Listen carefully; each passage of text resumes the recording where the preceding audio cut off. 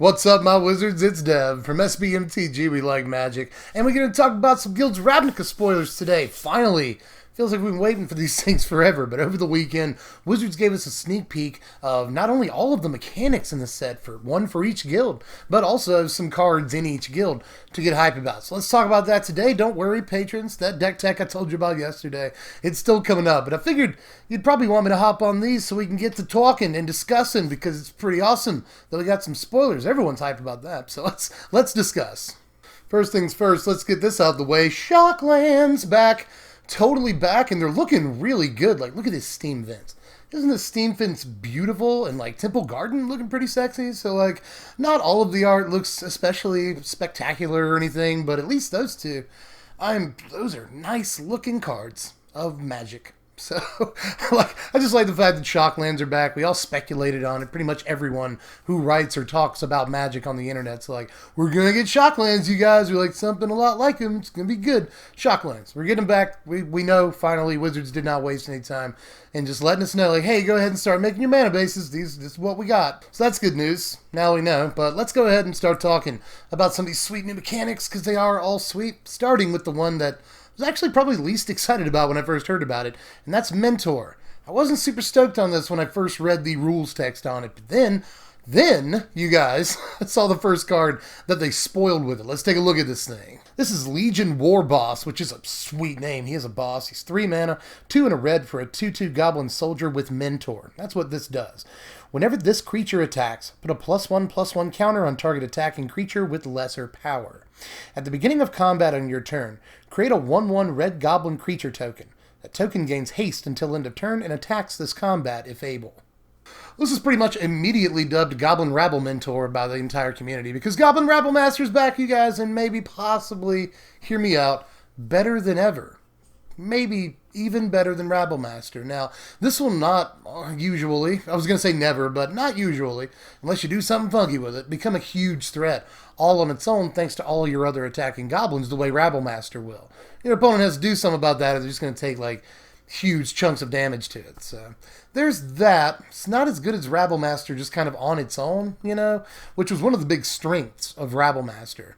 That being said, though, this gives you way more freedom over your combat step. You know, one of the most annoying thing about Rabble Master is that you have to attack with all your gobas, and that's not very good. But this just lets you do whatever you want on your combat step, and that is definitely better. I would say that it's hard to argue that that is worse. So, you get to actually plan your attack step, which is sweet. So this thing's just making tokens for you all game. I like a lot about this card. It's super aggressive, gives us another good 3-drop to play in Goblins, which I do kind of fear the 3-drop slot is becoming crowded. You know, you obviously want to play Chainwhirler. It's pretty much, we're definitely going to reserve 4 copies of Chainwhirler. That's a no-brainer guaranteed 3-drop in that deck. But then there's War Chief. You might want 4 copies of that, but you might only also want like 2 copies. So we could probably fit this, but Goblins is becoming more and more of a mid-range deck as the days go on. You know, they have a 4-mana Lord, they have a 5-mana, finisher, Siege Gang Commander. So that deck is actually not looking as fast as I once thought that it was going to look. But all that said, this is a ridiculous premier chase 3-drop that the deck is probably going to shoehorn in 4 copies of. But while we're looking at the Mentor ability, let's check out another Sensei here. This is Boros Challenger. He's 2 mana, a red and a white for a 2/3 human soldier with Mentor. And he's a mana sink too. You pay 2, a red and a white, and he gets +1/+1 until end of turn.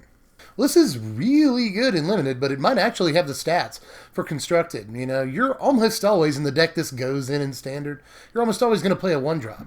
So this is usually going to represent 3 power starting on turn 3, and that's actually pretty good for your 2-mana investment. Plus, he gives you an option for a mana sink in an aggro deck that's going to need that, you know, and I like how giving him +1/+1 feeds into his Mentor ability. You know, he can mentor stuff that he normally couldn't if you pump some mana into him, and I like that about him.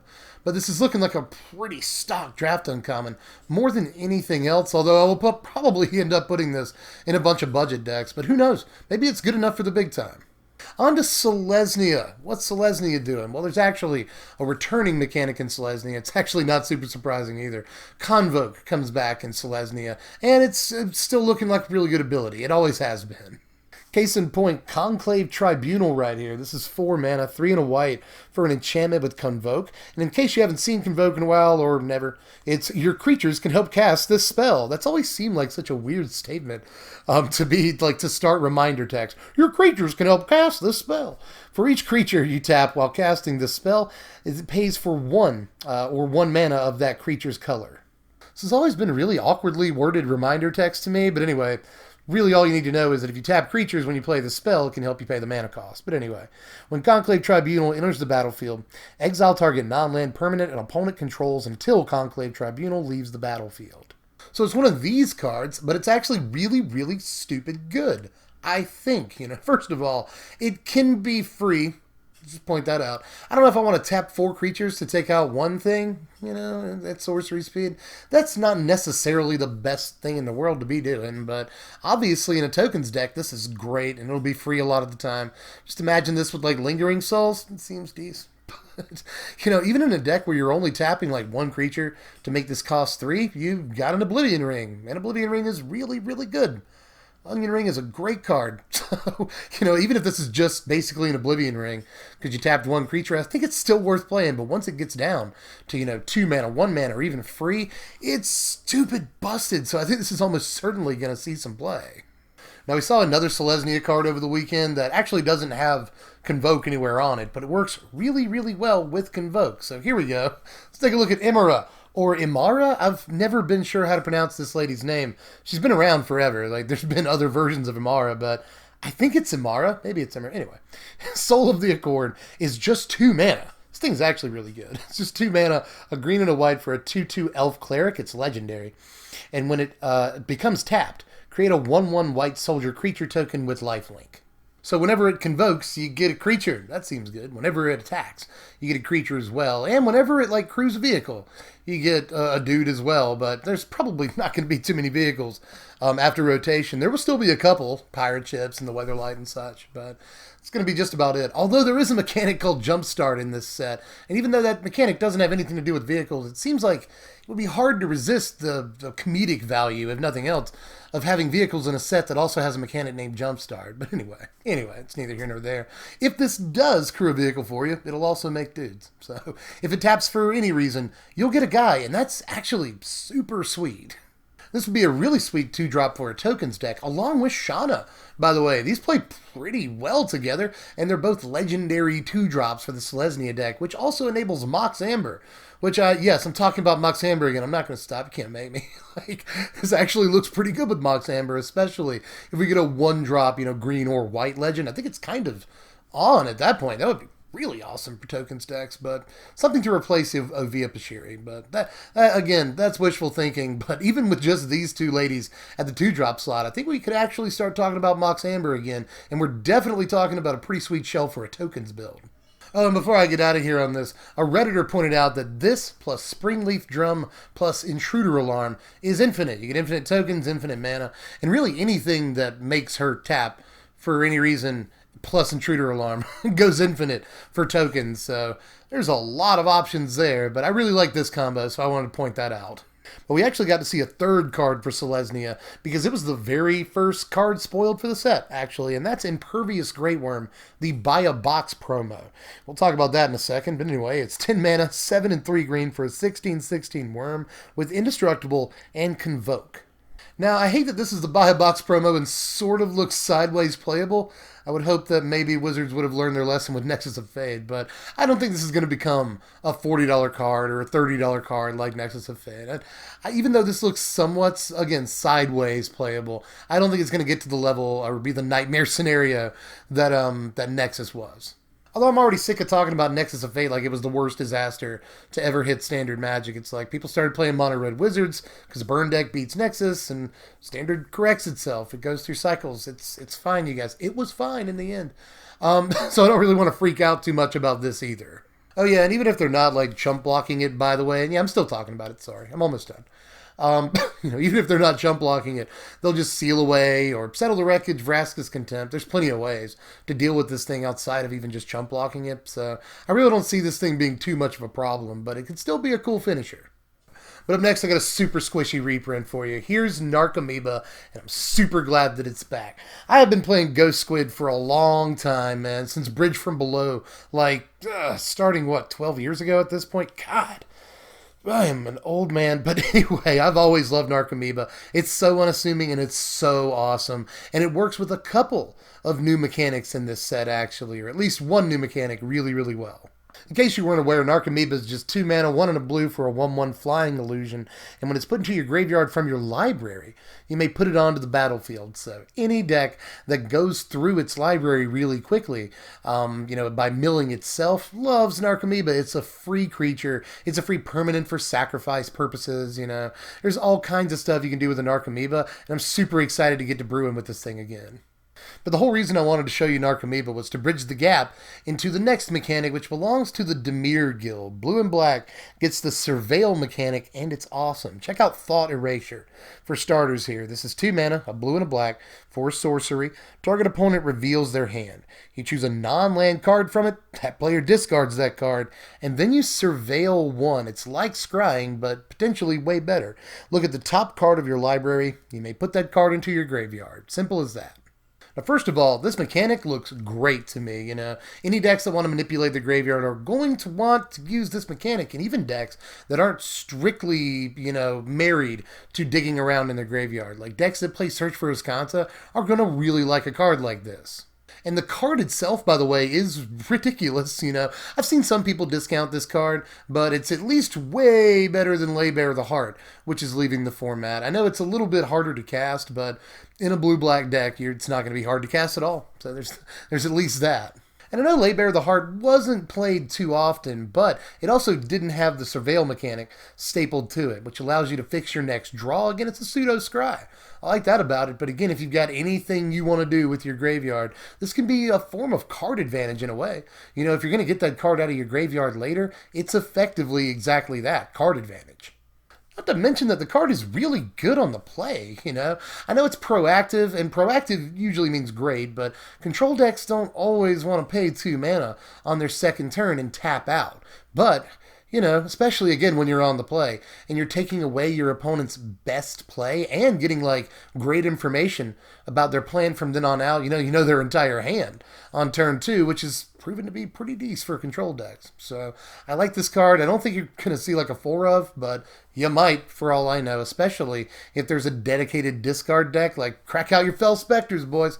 This looks pretty sweet, but, unless there's a dedicated discard deck, I don't see this being a 4 of, but I do see this being a played piece, whether it's, a 2 or 3 of in sideboards, or even a 2 of in the main deck. It's possible, because it's ridiculous proactive removal. But if you think that's good, check out Sinister Sabotage. This is 3 mana, 1 and 2 blue for an instant. Counter target spell, Surveil 1. Seriously, you guys, this replaces Disallow as the premier 3 mana counterspell in the format. Most control decks are going to be playing a 4 of this. It's probably not as good as Disallow. I've seen a few people say it's better. You guys, Disallow is ridiculous. Disallow was crazy, especially in the format it was in. A format with the Scarab God and Teferi and, really important activated abilities. Disallow was crazy. But this is still a really, really good replacement, I feel like in some ways this is better than Dissolve, which is very high praise, because I love Dissolve, But, again, in a deck that's looking to get card advantage out of its graveyard, Surveil is really, really good to staple onto a 3 mana counterspell. Not to mention, again, I'll bring this up one more time. Search for Azcanta. It's a counterspell that fuels your Search for Azcanta and flips it over faster. If nothing else, that's a reason to play 4. This card is ridiculous. Now, we only saw 1 card for the new Golgari mechanic, but it's definitely got some promise. So let me show you Necrotic Wound right here. It's just 1 black mana for an instant. We're treading into dangerous territory. It's got Undergrowth, and what that is target creature gets -X until end of turn, where X is the number of creature cards in your graveyard. And if that creature would die this turn, exile it instead. So we have a mechanic that cares about the number of creature cards in your graveyard, which is great, and actually works especially well with the Dimir mechanic. Remember, you just dump cards in your graveyard with Surveil, and so I like that. I like that the Sultai color combination works well together. Plus, combined with like lots of other ways to get cards into your graveyard, which it looks like we'll definitely get. We'll talk about one in a second that I'm really excited about. Can't wait to get to that. But still going to talk about this one for a second because it actually looks like decent black removal. You know, it's never going to be good on like turn 1 or 2 most of the time. I mean, I guess you could argue, depending on what you're doing, this is modern playable on turn 1 or 2. But maybe let's not go crazy. I think Fatal Push is probably the better card for most modern decks. But still, this looks crazy provided that you at least have 2, 3, maybe more creature cards in your graveyard. It scales really, really well. It kills indestructible creatures because of the -X/-X. It's a good answer to Rekindling Phoenix because it, exiles the creature. There are a lot of positives to this. If you do have to set it up just a little bit, I think it's probably worth it. But we have made it to the card I'm maybe most excited to discuss, and that's Underrealm Lich. This thing is 5 mana, 3, a black, and a green for a 4/3. Check out these creature types. Zombie, Elf, Shaman. That's awesome. If you would draw a card, instead look at the top 3 cards of your library, then put 1 into your hand and the rest into your graveyard. You can also pay 4 life and have it gain indestructible until end of turn, and you tap it. So this goes reasonably well with the undergrowth mechanic, at least it can put a bunch of creatures into your graveyard pretty fast if that's what you want to do, and in a deck that's looking to fill its graveyard quickly, it goes pretty well with the surveil mechanic too. I also like the pseudo-regeneration on this. I like what they're doing, the new regeneration steez lately, instead of all the confusing stuff. Oh, it gets a regeneration bubble and it's removed from combat.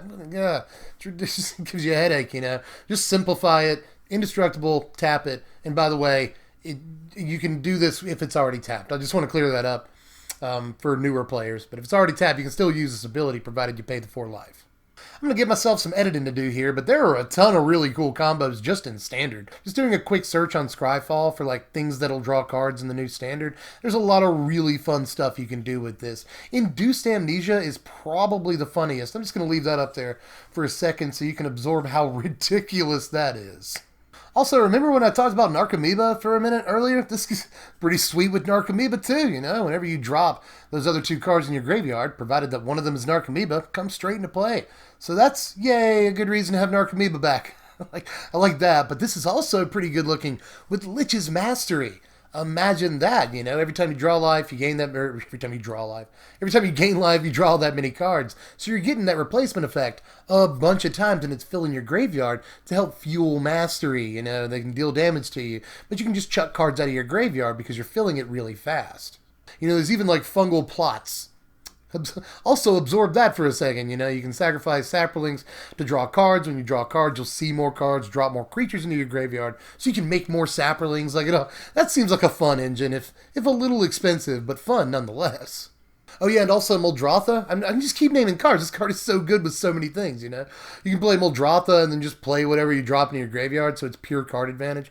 Like in Reanimator decks, anything that plays out of its graveyard, Muldrotha decks and stuff, this effectively says whenever you would draw a card, draw 3 cards. That's dumb. That's a dumb card. And finally, I couldn't be done talking about this card without at least mentioning the Gitrog monster exists. I don't know how relevant that is. I guess in Gitrog Commander that you want to be doing that, but I want that to be relevant in Modern, but it's probably not. It's probably not. But still, it seems good. That seems like a pretty stupid combo that would just like get you through your entire deck in one shot, So at least there's that. At least look at these 2 cards together and like, oh my god, that would be awesome. Because it would.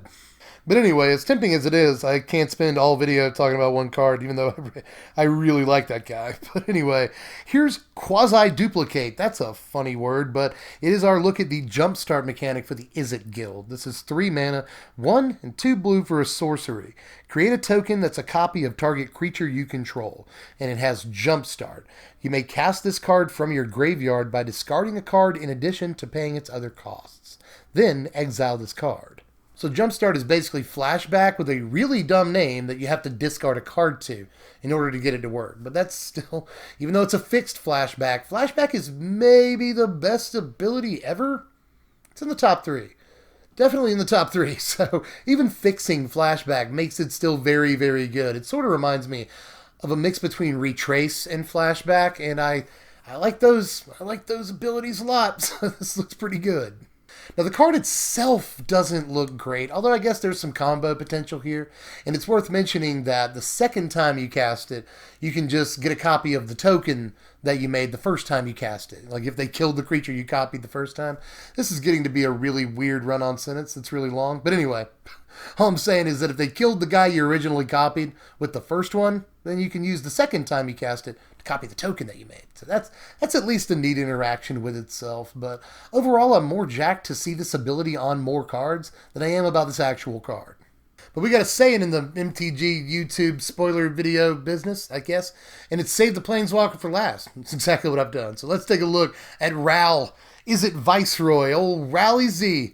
Old Zarek is back with stupid hair this time. But he's actually looking relatively playable, I think. He's 5 mana, 3 a blue and a red for a 5 loyalty Planeswalker, +1. Look at the top 2 cards of your library. Put one of them into your hand and the other into your graveyard. -3. Ral Izzet Viceroy, deals damage to target creature equal to the total number of instant and sorcery cards you own in exile or in your graveyard. And the -8, you get an emblem with, whenever you cast an instant or sorcery spell, this emblem deals 4 damage to any target, and you draw 2 cards. Well, on its surface, this looks slightly boring. Let's get that out of the way. This is +1 draw effect, -3 kill something.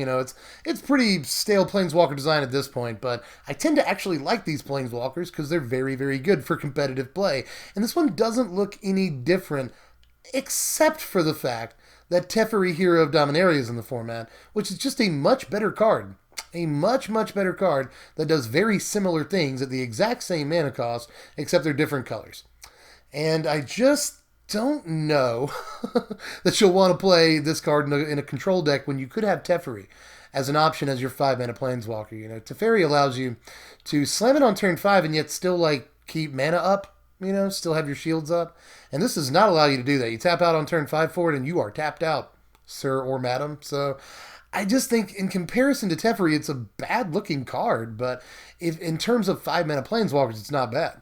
The +1 card selection ability is actually very good, especially in a format that it looks like it wants to, you want to fill your graveyard in a variety of decks. Surveil is a good ability for filling your graveyard. And I wouldn't see it being too hard for this to be a Grixis Planeswalker. Add black to the mix and you get Surveil, which goes very well with the second ability. So I like that. And for that matter, the first ability works really well with Jumpstart. So I like that about it. You can dump, Jumpstart cards in your graveyard and not necessarily feel like you're losing them. You just recast them later. So I like the way this works with 2 of the premier mechanics in the set. But that's all the spoilers for now, at least. Who knows when they're going to start up in earnest. They always tell us when they're going to start, but then there's always tweaks to the schedule, or we'll see a bunch of cards get released technically way before spoiler season is set to start, which is what happened here. Wizards decided to show us a bunch of stuff at PAX. So that's cool of them. Thanks, Wizards. Happy for that, because I really wanted some spoilers for the set, and I'm glad we finally have them, but who knows when they officially start. It could either be tomorrow, or it could be a week from now, but they will start relatively soon. So if you enjoyed this coverage of spoilers, make sure you subscribe to the channel to get all the rest of the spoilers, plus decks. I mentioned that we're supposed to do a deck today, and we're going to still try and get it up later on today, but that deck is Lands Matter, and it's rotation proof, so if you're interested in that, also make sure you subscribe so you get that notification when I upload that deck. And as always, I'll leave a link in the description for TCG Player, my sponsors. They're good to me, and they're good to you too, as a matter of fact. They're the cheapest place you can get Magic cards on the whole entire internet, as a matter of fact. And I hear that shopping for Magic cards online is something people do. So if you're going to do it, go over to TCG Player, click the first link in the description, check out all their pre-order stuff for Guilds of Ravnica. You should already pre-order things. So you can go ahead and get them sexy Steam Vents and Temple Gardens and stuff. I know you want to. You want to go ahead and get those before they're $25. Please don't let them be $25. Please let Shocklands be affordable this time around. That would be great. That would be sweet. In any case, make sure you do all the YouTube stuff is what I'm basically getting at. Also, follow me on Twitter at SBMTGDev, and I'm fairly certain that I'm done with this one. So let me know how you felt about all these cards down there in the comments section, because this is the best time. This is when we get to discuss. It's spoiler season, you guys.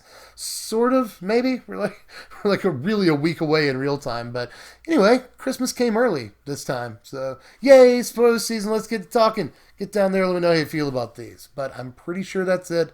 And I'm tapped out. So I'll catch you cats later. I'm Dev from the place. Thanks for watching, my wizards. Spread love and be kind.